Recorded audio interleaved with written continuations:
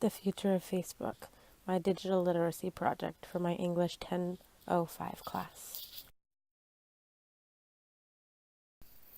Facebook has been the leader of the social media world for over the past decade. But what is in store for the future? In recent news, Facebook is drastically losing users to other platforms, including its own subsidiary Instagram. How did the social media giant fall so far, and what direction will they go in next?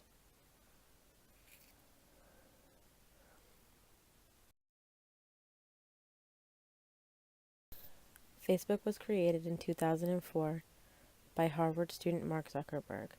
He originally named it the Facebook.com and was designed as a way for Harvard students to talk and share online with each other.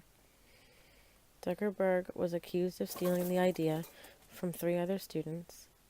They settled the issue in court, and the other students got shares of the company.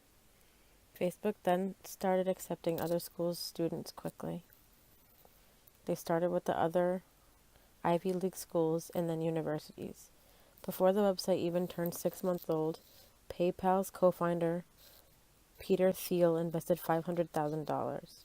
In 2005, the next group of people to be accepted onto the site were high school students and employees of major companies such as Apple and Microsoft.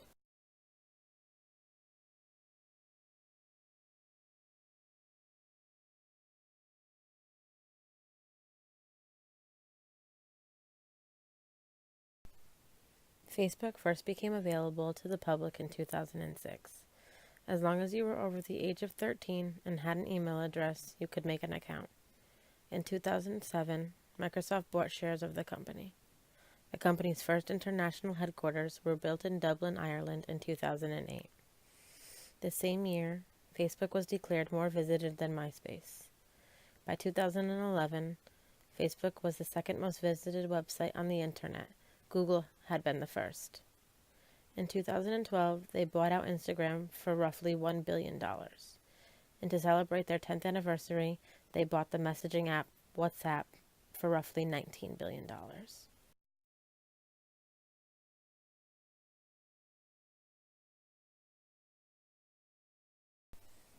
What changed from then until now? What drove people away from Facebook? There were a few security breaches that made major news.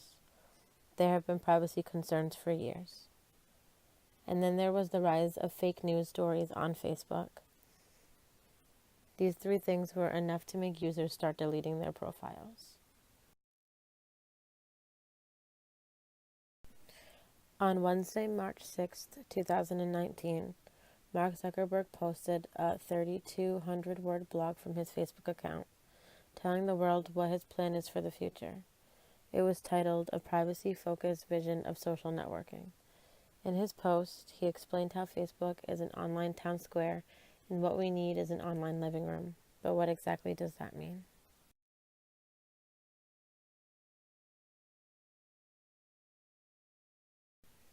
Mark Zuckerberg compared Facebook to being an online town square. When you are on Facebook, you interact with a lot of people, all at the same time. Depending on your settings, most people share their entire friends list every time they post. And users can have up to 5,000 friends. That is a lot of people seeing every post you share, every photo you upload. For some people, this can be a good thing. Facebook has its own version of an online yard sale called Marketplace. Users can buy and sell items to other users who are nearby them, even if you are not friends on Facebook. You can also easily buy or sell used cars, list apartments for rent, etc. It's easy to find a group or fan page for any hobby or interest. Businesses, small and large, charities, and celebrities all use their official pages to promote themselves to a larger audience. Most people might not know this, but there are games you can play right on the right side. Facebook even has its own dating service. It's clear to see that Mark Zuckerberg means when he calls the site an online town square. But what would an online living room look like? What would make it different than that town square?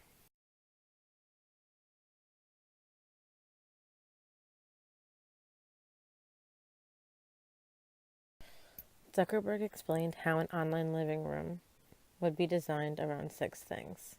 Number 1, private interactions.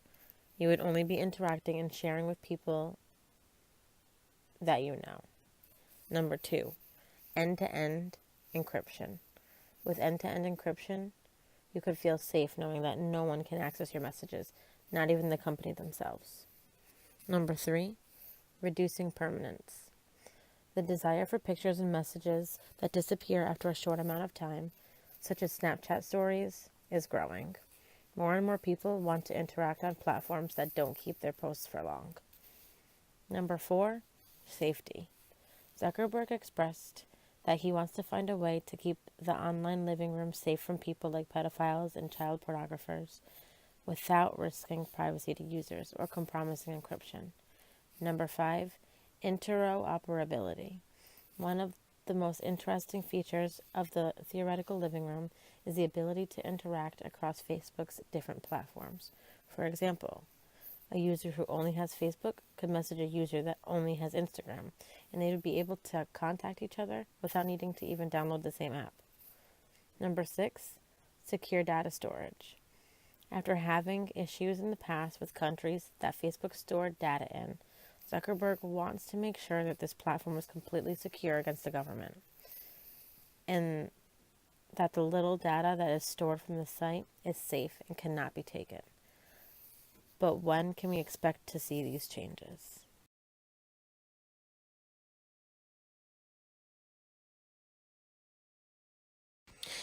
In the next few years is when we should see Zuckerberg's plan to start coming to life. After his post went live, he sat down with Wired for an exclusive interview. He assured his audience that we would see these changes slowly, but not all at once. He promised that the company would be open and honest about progress of these changes.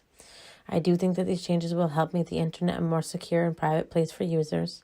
And it is clear to me that Zuckerberg really sat down and thought about how to make the internet a better place for everyone.